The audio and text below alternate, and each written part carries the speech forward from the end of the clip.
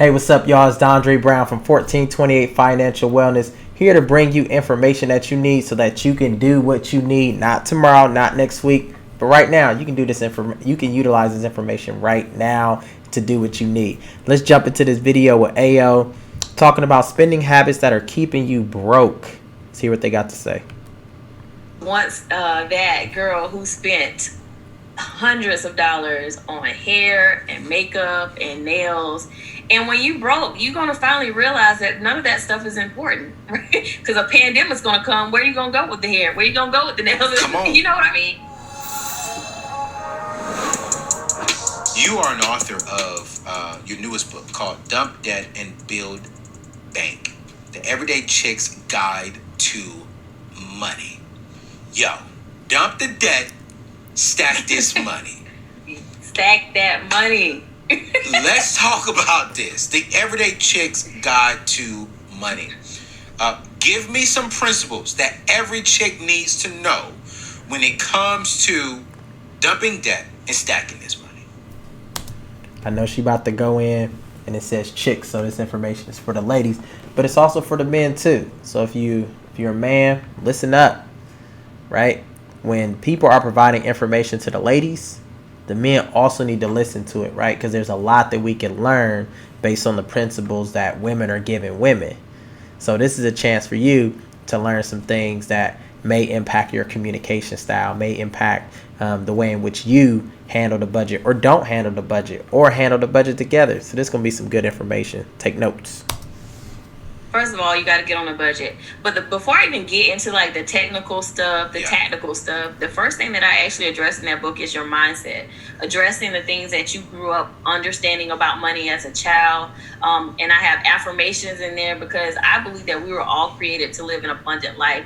And so until you believe that, you won't take the steps necessary to reach that life that was already predestined for you. I agree 100%.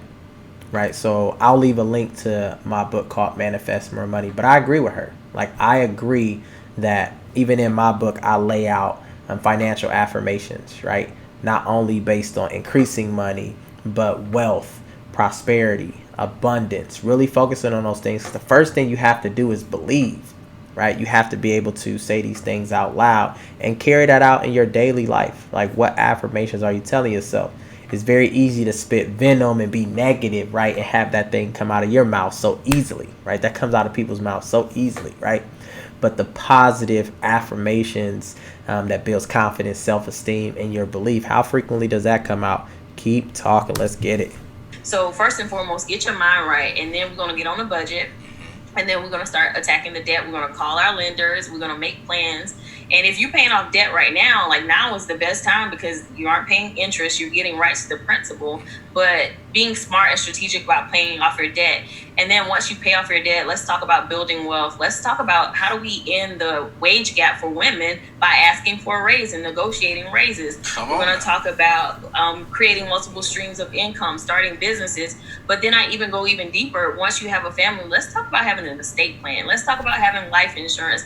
All those things that I think a lot of books tend to miss, but are so important, especially for women. If you want to have, you need to have an estate plan for your children and for your family. You need to have life insurance. Listen, let's go back to the mind. Let's go back to your number one thing that you address in your book, the mind. Yep. I think on both sides, I can only speak from a male side and then speculate from a female side. So you'll help me out from the female side. Is it true that most ladies feel as if they have to look a certain way so they're willing to spend money on hair? You look good, got your hair done, got your hair long, you know what I'm saying?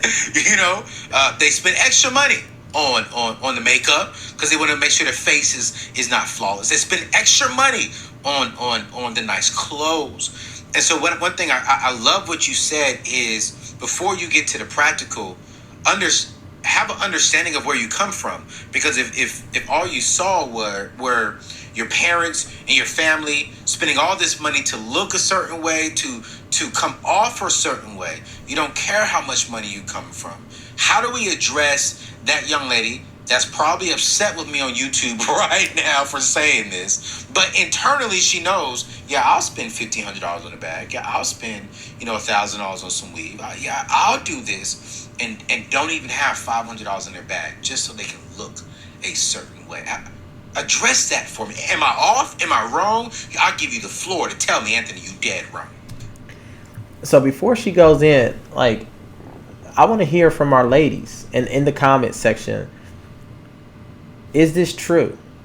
Right? Do you feel that you have to look a certain way and invest in yourself, even if you're struggling financially?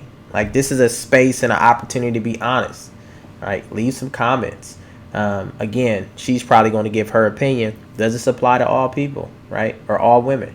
I try not to generalize personally, but I want to learn more about those things, because the same question would go for our guys, right? As guys, we invest in a lot of things, the chains, the cars.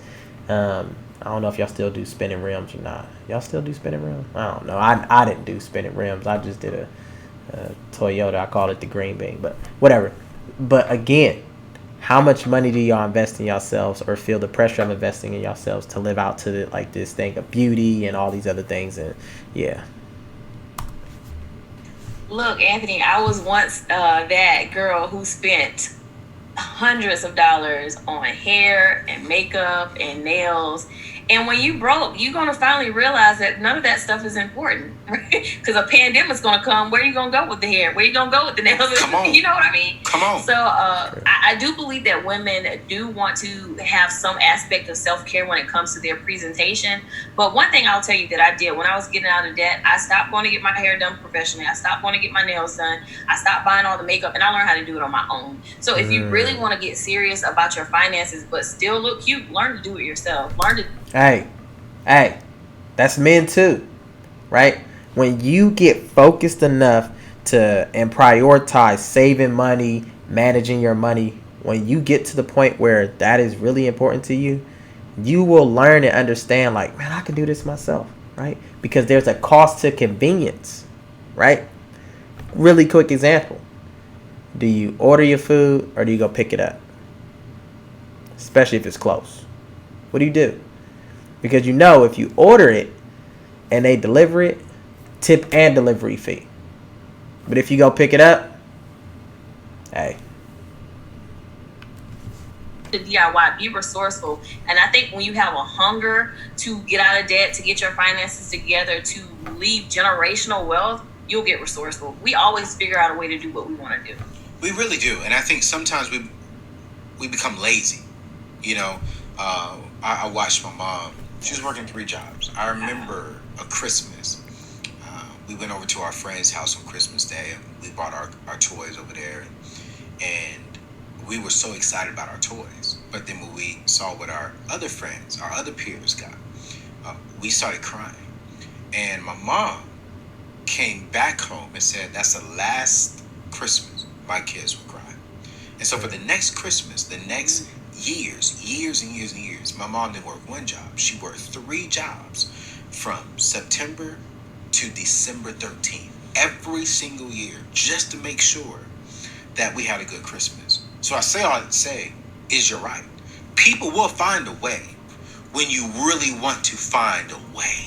Right. And it's like, I trust me.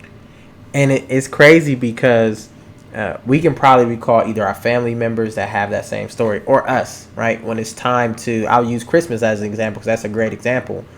When it's time to make sure our kids have the best Christmas ever, we put a lot of energy, time, like passion, sacrifice, prioritization, like into that season.